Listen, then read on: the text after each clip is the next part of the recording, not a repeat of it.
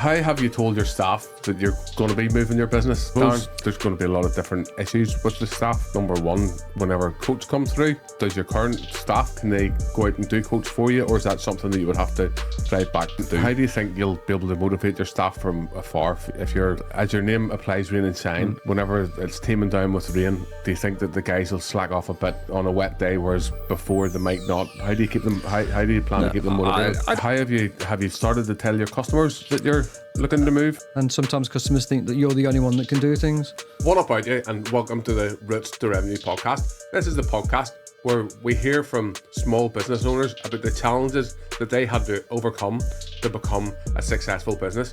I'm Robbie. I'm Jason, and in today's show, we're going to be talking about relocating your business. Before we do that, let me tell you about today's sponsor. The channel is sponsored by Jobber.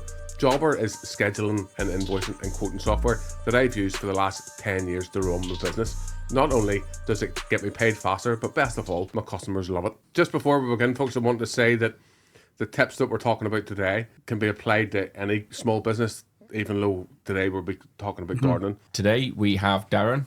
Hi, Darren. Hello, boys. You okay? My name's Darren Walters. Darren, do you want to just give a wee shout out to the company that you own? My business is called Rain or Shine Garden and Ground Services. And whereabouts are you based? We're based in the West Midlands, but we are expanding into Norfolk.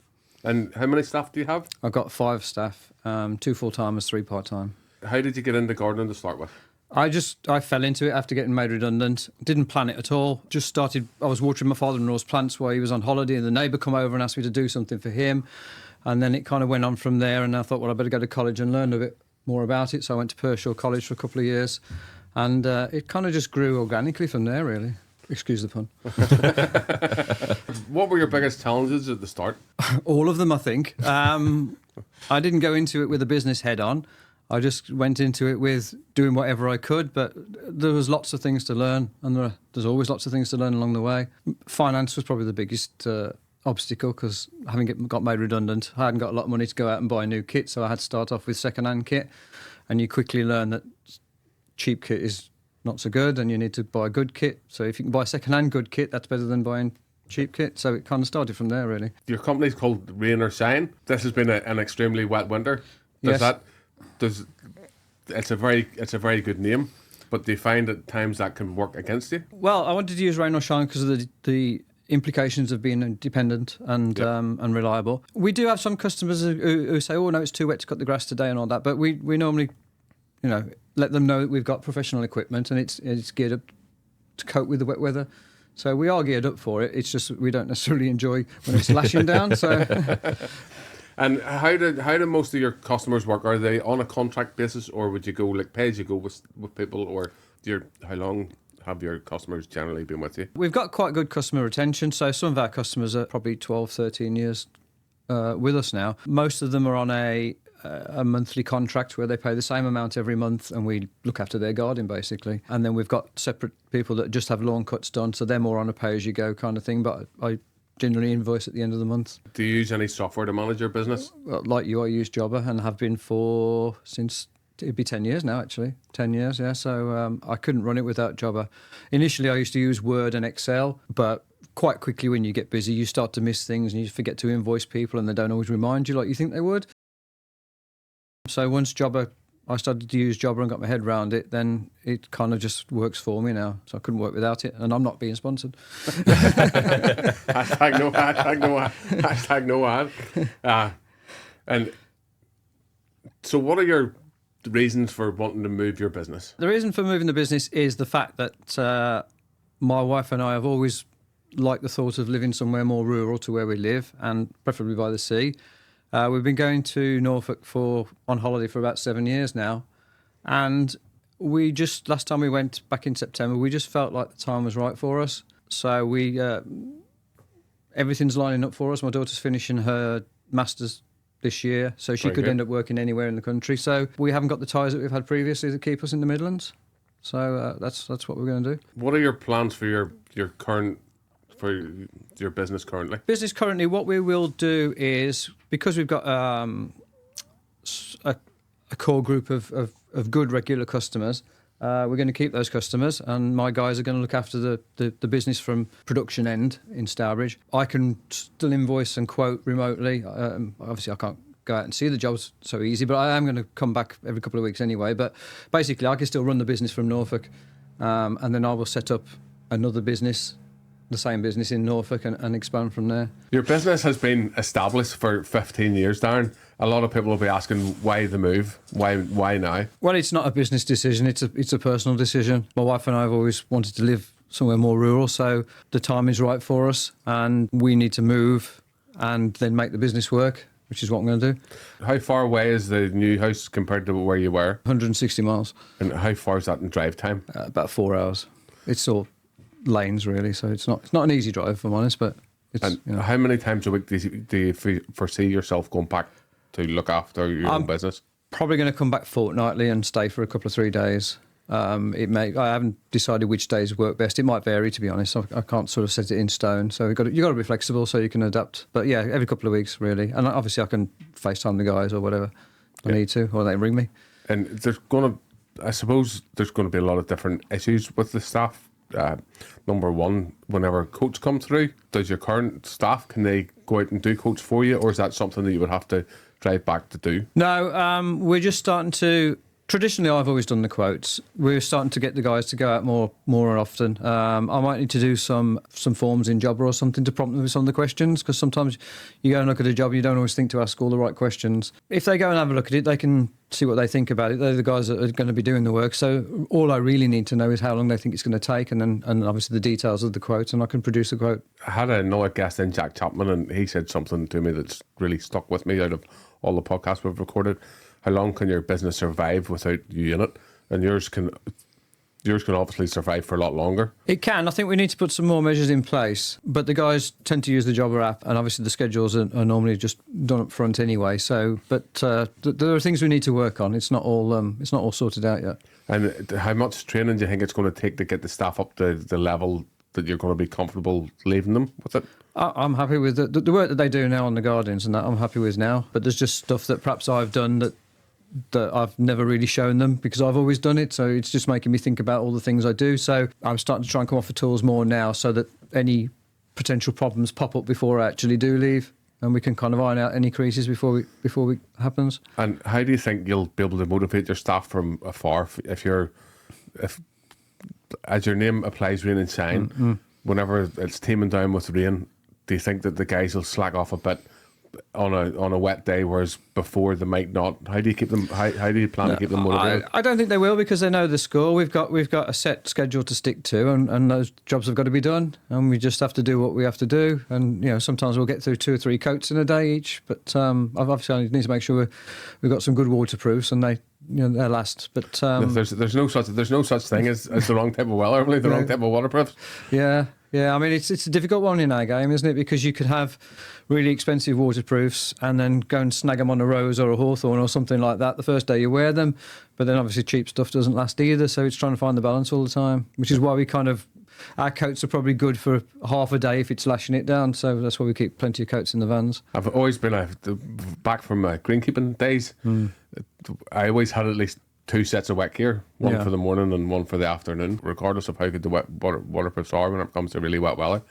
Looking at it as an employee sort of aspect, how do you reckon it would affect their day-to-day running? Like if it was me, I was told that obviously you're moving, and how would it affect my day-to-day? I'm hoping it won't have too much of an impact on them. I mean, obviously we had a meeting and I told them what my plans were. A couple of the guys weren't too surprised, and a couple of the guys were surprised. And I've since had a chat to several of them to make sure that they're not worried to the extent that they're going to go and start up on their own. Obviously being employed and then starting up on your own are 2 different things, and you lose that security of being employed. So we're just aiming to work everything out really, and I'm trying to talk to the guys as much as I can to make sure they're happy, and if there are any concerns they raise, we'll work it out between them. I'm not kind of telling them this is what's happening and this is how it's happening. I'm saying, you need to help me work this out. What age are your employees? Or predominantly all over 50, apart from a couple of guys. I think having more mature employees, that there's going to be probably a better chance that they're going to understand the situation. And I think so, yeah. I mean, the younger guys understand as well, but I think when when you get to my kind of age, you do try to take things on board a bit more. It probably ties in with the question about the day-to-day, but how will their responsibilities going to change within the business? There will be things that they need to do that, again, that I've done previously. Even simple things like filling up the fuel cans or filling up the vans. I've always done that, and that's not because I didn't trust them or anything. It's just obviously because I started on my own and the business grew, I've kind of always done it and never really stood back and thought, why am I still doing this? So we're probably going to look into fuel cards. So then obviously if somebody notices the van needs filling up, they can fill it up, and the same with the fuel cans. We keep our fuel cans in a line and we face them out when they're full and face them in when they're empty, so you can just at a glance you can see how the fuel cans are doing and whether we're starting to run low on unleaded. I think as well, something else that would probably help you out would be a company credit card that the guys can use if something crops up and you're not available, that can be paid for. Yeah, I think that's probably a good idea, to be honest. I've never had a company credit card because I haven't really needed one, because we tend to just pay with a debit card, but it is good to have something in reserve. We had another guy on, David Miller, and he suffered a very traumatic injury, and he talked a lot about how whenever he was unconscious in hospital, and then they reached out to a lot of the suppliers. I take it, have you had a chat with your suppliers to let them know that you're leaving? And I haven't yet. I mean, we don't buy that many materials, to be honest, because our core business is garden maintenance. So really, it's just fuel, and we've got a local firm that do the repairs. I mean, we do some repairs in house, but sometimes we either don't have the time or the skills or the knowledge. But they're literally down the road, so I might try and set up some sort of maintenance contract with them where we perhaps, we can drop stuff off at short notice and they'll bump us up the queue or something like that. And on our trading estate, there's a garage as well. And I'm going to set up a similar thing with the vans. So perhaps get a van checked over every couple of weeks, check the tyre pressures, just have a look over it and just keep an eye on the vans as well. how have you told your staff that you're going to be moving your business, Darren? I called a meeting and I just basically told them how I was feeling and the reasons behind what was happening and the fact that we were going to be moving. But I did want to reassure them that their jobs were safe, and it was never an option to sort of close the business down in the Midlands because it's got too much value in it really to just sort of walk away from it. So we had a chat and we're trying to keep chatting as much as we can to make sure everyone's as happy as they can be. I'm sure the staff had a lot of questions for you. More sort of day-to-day type questions like how are we going to do this, or what's going to happen with, how are we going to fill the vans up or whatever. So we're kind of trying to sort of overcome those things as we go along. How long did you have it in the works before you decided to tell the customer, or before you decided to tell your staff, and how long has it been since you told them? I think it was September when we saw the house that we wanted to buy, and I told them before Christmas. I didn't want to, but we needed to put our house on the market, and one of my guys is my next door neighbour, so I had to. So I told them before Christmas, but I didn't want them to worry over Christmas, obviously, so it was sometime in December, I think. And when do you see the move happening? When do you see the move sort of starting? I think it's going to be August before we physically move. Is the house agreed and bought? Yeah, we've sold our house, and we've actually got the surveyor coming to my house tomorrow and the surveyor going into the house that we're buying on Friday. So that'll be the make or break, really. So you think then, and when do you foresee the big move happening? I think it's going to move. We've got to be out of our house by August. That's what the buyers have specified. So that will be kind of the big move, but we may end up staying in the Midlands a little bit longer, depending on the work that's got to be done on the house. So I don't think it's going to be a clean cut. I think I'll be bobbing backwards and forwards for a while, and it'll be a slower transition. And if push comes to shove and something happens with one of the house sales, do you have any contingencies in place? Not really. I mean, there are other properties out there, but this one's, we kind of set our heart on it, really. It's probably a heart ruling our head situation, but, we'd only regret it if we didn't try. It's life's for living, and if you want to give something a go, 100%, take my hat off to you. How have you started to tell your customers that you're looking to move? Recently, yes.